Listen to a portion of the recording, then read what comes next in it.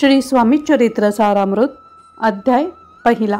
या ग्रंथाचे लेखक श्री विष्णू बळवंत थोरात हे सर्वप्रथम श्री गणेश, श्री सरस्वती, श्री गुरु, श्री कुलदैवत, अक्कलकोट निवासी पूर्ण दत्तावतार यतिवर्य श्री स्वामी समर्थ महाराज यांना वंदन करतात व पुढे ग्रंथ लिहिण्यास प्रारंभ करतात।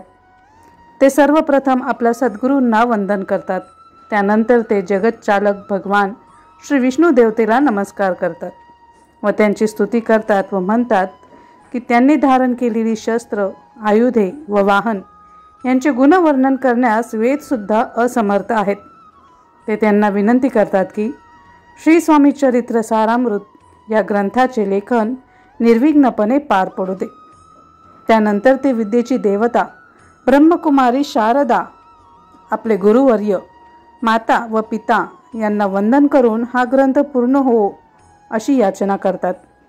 त्याचबरोबर विष्णुबुवा, त्रिगुणात्मक त्रैमूर्ती असलेले भगवान श्री दत्तात्रेय यांचे वंदन करून व त्यांना स्मरून विनंती करतात की ह्या कलियुगात धर्मवासना ही विकोपास गेलेली आहे, तिला आपल्या मूळ तत्वावर येऊ दे।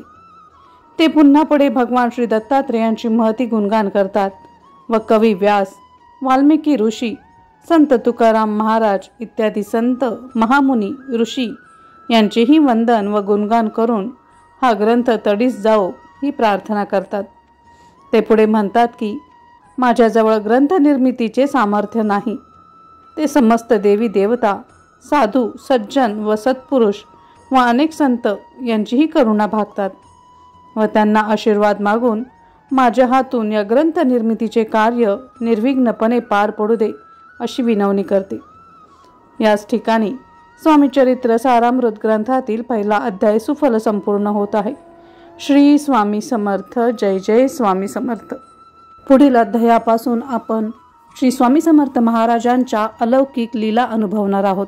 त्या श्रवण करण्यासाठी चॅनेलला नक्कीच सबस्क्राईब करा आणि जास्तीत जास्त लोकांपर्यंत हा व्हिडिओ शेअर करा। भेटूयात पुन्हा पुढच्या व्हिडिओमध्ये। तोपर्यंत श्री स्वामी समर्थ। जय जय स्वामी समर्थ।